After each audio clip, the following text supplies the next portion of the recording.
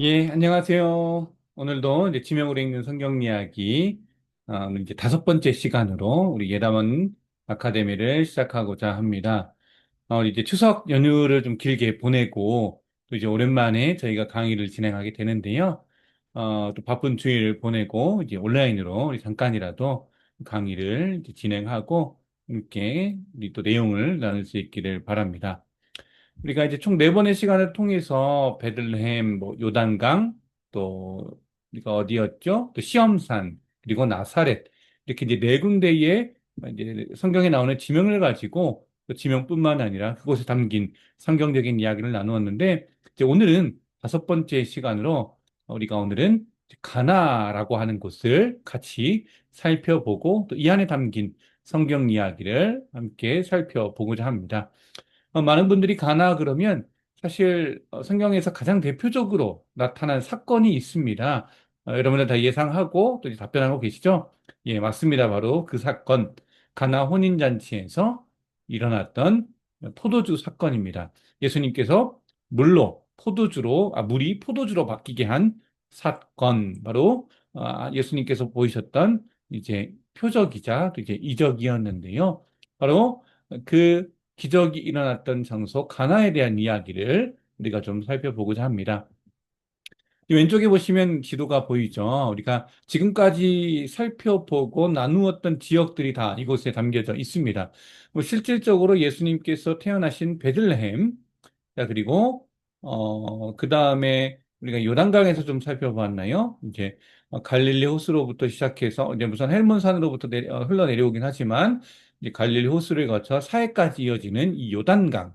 자, 그리고 예수님의 태어나신 곳은 아니지만, 실질적으로 어린 시절, 유년 시절을 보냈던 고향과도 같은 바로 이 나사렛이라는 지역을 살펴보았죠.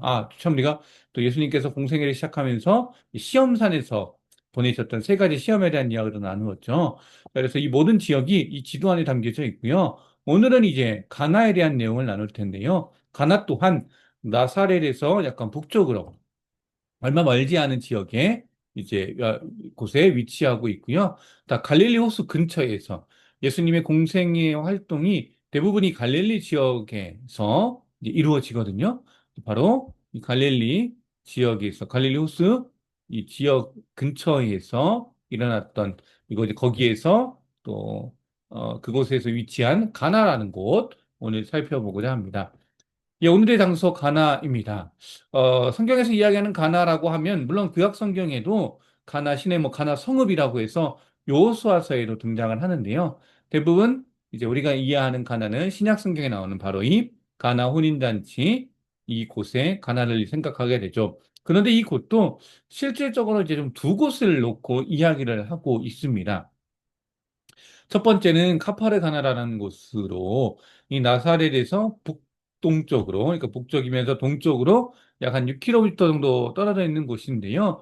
이제 나사렛에서 가버나움과 베세다로 가는 길목에 위치해져 있는데 고대와 중세의 전승에 따라서 이 카파르가나라는 곳이 바로 가나 혼인잔치, 또 예수님이 이적을 행하신 곳이다라고 이야기하고 있습니다. 특히 이제 그리스 종교회와 또 이제 로마 카톨릭에서 지지하고 있으나 실질적으로 많은 성경학자들이 보기에는 이곳이라고 보기에는 좀 신빙성이 좀 낮다. 자, 그렇다면 가나 혼인잔치가 있고 또 예수님께서 기적을 행하신 그 가나는 바로 어디냐? 바로 이 키르벳 가나라고 하는 곳입니다. 나사렛에서 북쪽으로 조금 더 올라가죠. 한 14km 떨어져 있고요. 포도주 사건의 현장으로서 더 지지받고 있는 지역이기도 합니다. 특별히 가나라는 이름이 갈대가 나는 곳이라는 뜻을 지녔는데 바로 이 키르벳 가나라는 곳에 갈대 늪지대가 있기 때문에 오히려 더 이것이 유력한 장소이지 않을까.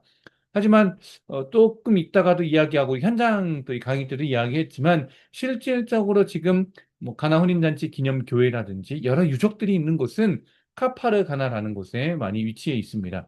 이제 그건 좀 자세한 내용이 조금 더 깊은 내용으로 이어지는데 뭐 그렇게까지 뭐 저희가 알기보다는 그냥 참고로만 좀 알고 계셨으면 좋겠고요. 신약 성경 속에 나오는 그런 갈릴리 가나는 어떠한 내용이 있을까? 먼저 예수님의 제자 중에 한 명이죠. 바돌롬의 고향이 바로 바로 가나라는 것이죠. 나다나엘, 바로 요한복음 21장 2절에 보면 이게 바돌로메의 고향이다라는 것. 자, 그리고 우리가 계속해서 이야기했던 예수님의 기적, 물이 변하여 포도주가 된 바로 이 사건이 갈릴리 가나에서 나타났고요. 또 그 다음에 요한복음에서 나오는 이후에 또 예수님께서 보이신 이제 이적 중에 하나거든요. 가버나움에 살고 있던 왕의 신하가 본인 아들의 병을 고치기 위해서 직접 가나로까지 데리고 옵니다. 그리고 그 아들을 고친 사건이 바로 이 가나에서 나타났습니다. 이제 특별히 세 가지 정도의 내용이 우리 이제 갈릴리 가나를 이제 의미하고 있고 대표적인 사건들이라고 볼 수 있습니다. 자, 우리가 오늘 이제 요한복음 2장, 특별히 이제 가나 혼인잔치는 이제 요한복음 2장에 나오는 이제 성경 본문이거든요. 이제 그것을 시작으로 하여서 요한복음에는 총 7가지 표적이 나옵니다. 이제 이게 지금 표에 이제 보시는 대로 총 7가지의 표적이 나오는데요. 요한복음에는 총 7가지 표적뿐만 아니라 7가지 예수님의 본인의 어떤 정체성을 드러내는 단어. 그래서 이제 나는 무엇 무엇이다. 헬라어로 에고 에이미라고 이제 많이 알려져 있는데요. 또 7가지 표적과 함께 7가지의 정체성에 대한 내용이 나오게 됩니다. 언제 한번 또 담임 목사님께서도 이제 보통 이제 공부를 하는 학생들이거나 이것들을 좀 쉽게 외우기 위해서 어떻게 하나 이제 많이 고민을 하는데요. 저 또한 공부할 때 이 7가지 표적을 이렇게 외웠거든요. 한번 그냥 한번 따라해 보셔도 좋을 것 같습니다. 가, 왕, 배, 오, 물, 실, 라. 이 7가지. 그래서 앞 글자만 따가지고 한 건데요. 가, 이제 가나 혼인잔치에서 물로 포도주를 만드신 사건. 그다음에 왕의 신하의 아들을 고치심. 이것도 이제 가나에서 일어났던 거거든요. 그다음에 왕, 베데스다 연못에서 38년 된 병자를 고치신 사건. 그다음에 오병이어. 우리가 너무나도 잘 알고 있죠. 요한복음 6장에 기록되어져 있는 오병이어 사건. 그다음에 물 위를 걸으신 예수님께서 물 위를 걸으신 사건. 그다음에 신라, 이제 실로암에서 날 때부터 못 보던 사람을 고치심. 그래서 이제 눈문자를 고치신 사건을 이야기하거든요. 그다음에 마지막 바로 죽은 나사로를 살리신 사건. 총 7가지의 사건이 나오는데 이때 예수님께서 보이신 이 이적을 단순히 이적이라 하지 않고 성경에서 보니까 표적이다라고 이야기를 합니다. 표적이다. 표적이다라고 하면 이제 헬라어로 세메이온이라고 이제 이야기를 하는데요. 그걸 보니까 그 정확한 뜻을 보니까 사인, 그러니까 이제 사인이라는 뜻, 어떤 표식이라는 뜻을 가지고 있거든요. 즉 그 뜻을 보니까 하나님의 뜻을 드러내주는 기적이다. 단순한 기적이 아니라 표식, 사인, 하나님의 뜻을 드러내주는 기적이다라는 거죠. 결국에는 이 이적 가운데 하나님의 뜻이 담겨져 있다라는 거죠. 그래서 오늘 이 가나 혼인잔치에서도 예수님께서 물을 포도주로 만드신 다음에 마지막 11절에 보니까 이런 말씀이 있습니다. 그의 영광을 나타내심에 이 기적 사건을 통해서 예수님께서는 하나님의 영광, 예수 그리스도의 영광을 스스로 나타내셨다라는 것을 이야기합니다. 단순하게 나를 드러내고 뭐 나의 능력을 자랑하기 위한 것을 넘어서서 하나님의 영광을 나타냈다라는 것. 이게 바로 요한복음에 나오는 표적이다라고 할 수 있습니다. 다른 6가지 표적 또한 마찬가지입니다. 이것이 다 예수님께서 이 땅에 오심, 또 이 땅에서 예수님께서 하신 모든 구원의 역사와 연관이 되어져 있다라는 것을 이야기하는 거죠. 하나의 또 예를 들어보면요. 요한복음 11장에서 죽은 나사로를 살리십니다. 이 죽은 나사로를 살리신 사건을 통해서 예수님께서 그 이적을 행하시고 난 다음에 예수님께서 이제 요한복음 11장 25절, 26절이거든요. 여러분들 아마 다 성경 있으시면 찾아보셔도 좋을 것 같습니다. 우리가 너무나도 이렇게 잘 알고 있는 그 말씀이잖아요. 곧 뭐라고 시작합니까? 나는 부활이요 생명이니. 나는 부활이요 생명이니라고 하는 그 말씀을 통해서 예수님께서 나를 믿는 자는 죽어도 살겠고 살아서 나를 믿는 자는 영원히 죽지 않을 것이다. 그러니까 곧 생명의 주인이 곧 나다라는 것을 나타내신다라는 거죠. 자, 그래서 요한복음은 다 이와 같은 내용들이 예수님의 어떤 말씀 가운데서 다 나타내고 계시고 그러한 의미들이 담겨져 있다. 우리가 이것들을 좀 기억했으면 좋겠습니다. 아까 말씀드렸듯이 이제 가나에는 이제 가나 혼인잔치 기념 교회들이 있거든요. 이렇게 두 개의 교회가 있는데 하나는 그리스 종교회에서 지은 이제 혼인잔치 교회고요. 또 다른 하나는 프란체스코 수도회, 이제 카톨릭 소속에 있는 이 수도회에서 지은 혼인잔치 교회입니다. 실질적으로 이제 더 먼저 생긴 것은 이제 그리스 종교회에서 만든 혼인잔치 교회인데요. 지금 많은 사람들에게 더 알려져 있고 방문하는 곳은 바로 이 카톨릭의 혼인잔치 교회다라는 거 그냥 이렇게 그림과 사진을 통해서 참고해 주셨으면 좋겠고요. 이 그림 한번 같이 이제 보실까요? 이 그림은 파올로 베로네세라는 이제 화가가 그린 이제 그림입니다. 그래서 가나의 혼인잔치 그리고 이 그림은 현재 이제 프랑스 파리에 있는 루브르 박물관에 이제 소장되어져 있습니다. 그래서 이제 이 그림 밑에 보면은 이렇게 이제 가나의 혼인잔치라고 해가지고 이제 이 그림에 대한 소개가 나와 있는데요. 재미있는 것은 이 그림이 위치한 곳입니다. 루브르 박물관 그러면 우리가 어떤 걸로 가장 잘 알려져 있나요? 예, 바로 이제 모나리자 작품입니다. 근데 이제 많은 사람들이 그곳에 가면 이 모나리자 작품을 먼저 보기 위해서 아무래도 워낙 유명한 작품이다 보니까 그 작품을 먼저 바라보게 되는데 이 가나의 혼인잔치라는 이 그림이 바로 그 모나리자 바로 맞은편에 위치해 있다고 합니다. 혹시라도 여러분 나중에 박물관에 가 보시게 되면 이 그림도 좀 자세히 들여다보시면서 살펴보시면 어떨까 싶습니다. 뭐 가나의 혼인잔치의 모습을 당연히 상상을 했겠죠. 그리고 당시에 이제 1563년에 그렸으니 1500년대 이 이탈리아 시대에서 당시의 문화들과 또 이제 삶의 모습을 배경으로 해서 또 같이 반영을 해서 그림을 그렸겠지만 이 그림을 보시면 이제 북적북적한 잔치의 모습들을 볼 수 있고요. 한 가운데서 예수님께서 이제 있으신 이제 위치하고 계신 것들을 볼 수 있고 또 맨 앞에 보면은 이제 이 물 항아리들이 이제 보이죠. 이게 아마 여기에 물이 담겨져 있고 추후에는 포도주로 변하는 것들 수많은 사람들이 이렇게 웅성웅성 모여서 잔치를 즐기고 있는 모습 이 그림 우리가 한번 생각해 볼 수 있겠죠. 자, 그러면 오늘 이제 요한복음 2장의 말씀을 통해서 우리가 좀 살펴볼 가나 혼인잔치의 내용은 무엇일까? 자, 먼저 살펴볼 것은요, 바로 예수님의 때에 관한 이야기입니다.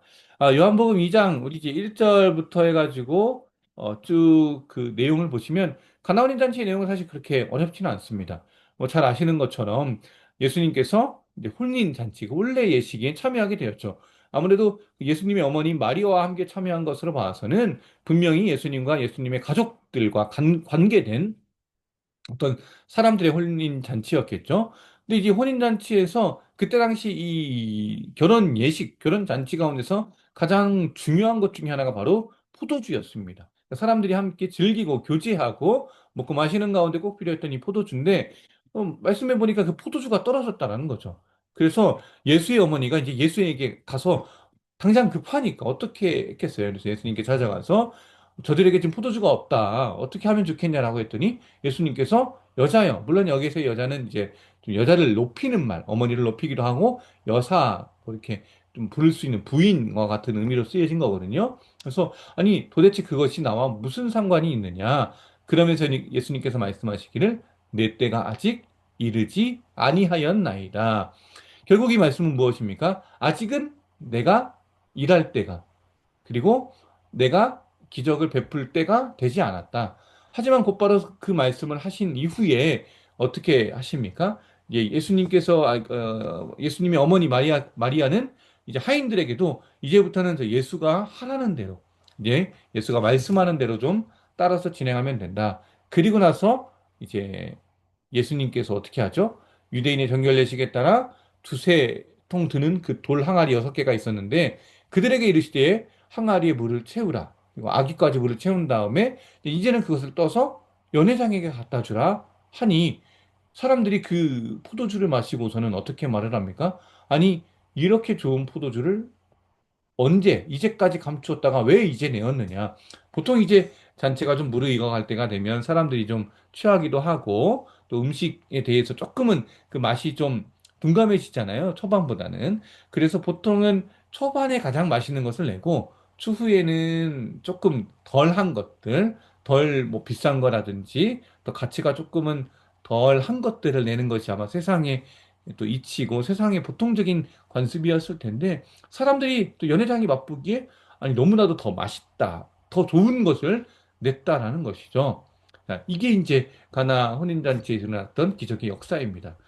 그래서 다시 한번 살펴볼 때 이 말씀을 통해서, 이 본문을 통해서 우리가 알 수 있는 것은 예수님의 때가 있다. 인간의 위기와 필요 속에서도 하나님께서는 분명 우리의 때보다는 하나님의 때에 따라서 역사하신다라는 거죠. 물론 우리에게 가장 적합한 때를 하나님께서 알고 계시겠죠. 자, 그리고 두 번째로 변화의 표적입니다. 이 물이 포도주로 변하는 사건은 이게 단순하게 그냥 이렇게 성질이 변하는 걸 넘어서서 엄청난 의미를 좀 담고 있는 거거든요. 그리고 완전히 다른 성분으로 바뀌었기 때문에 이거는 기적이라고 볼 수밖에 없다라는 거죠. 물과 포도주는 성분이 완전히 다르기 때문에. 자, 그리고 율법, 정결례식. 그러니까 이제 아까 전에 말씀에서도 나왔듯이 이제 그 항아리 이제 정결례식에 따라서 보통은 유대인의 관습에 따라서 이제 손을 씻거나 발을 씻기 위해서 담아두는 이제 물 항아리가 있거든요. 이제 그 율법 이제 비유를 한 거죠. 이 율법에서 은혜 새 언약으로의 전환을 의미한다라는 거죠. 그러니까 예수님께서 오심으로 말미암아 예수님의 말씀으로 말미암아 모든 것이 새롭게 변하는 것을 또 이 포도주 사건을 통해서도 드러내고 있습니다. 이미 그리고 요한복음 1장에서는 예수님께서 먼저 선포를 하셨어요. 율법은 모세로 말미암아 주어진 것이요 은혜와 진리는 예수 그리스도로 말미암아 온 것이라.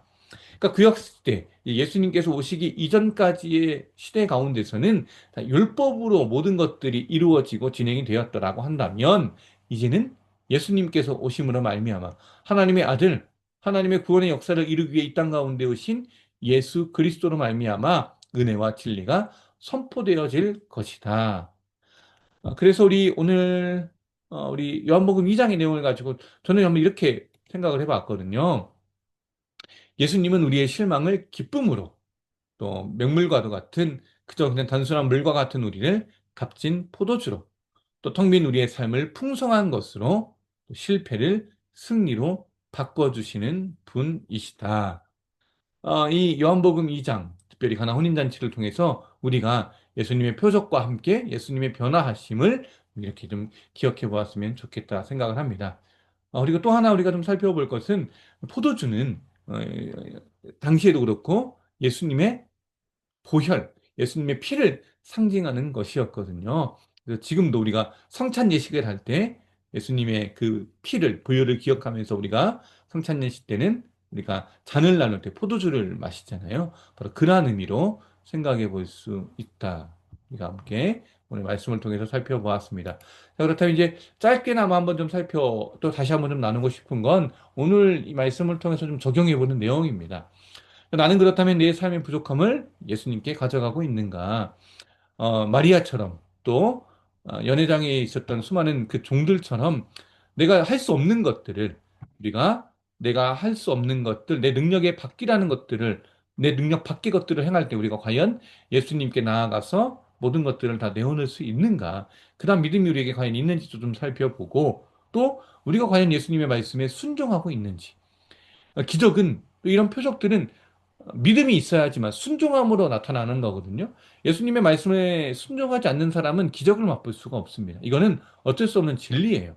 앞으로도 우리가 맞닥뜨리는 수많은 삶의 또 모습 가운데서도 마찬가지겠죠.